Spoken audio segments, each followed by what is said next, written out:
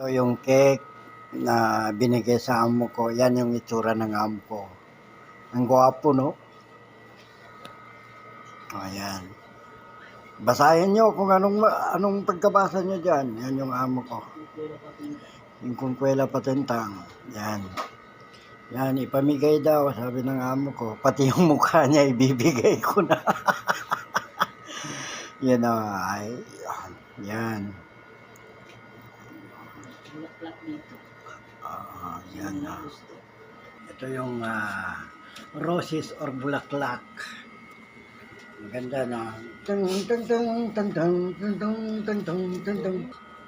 Ay na na, ay na na, ay na na, ay na na, ay na na. Yan o, purple. Purple.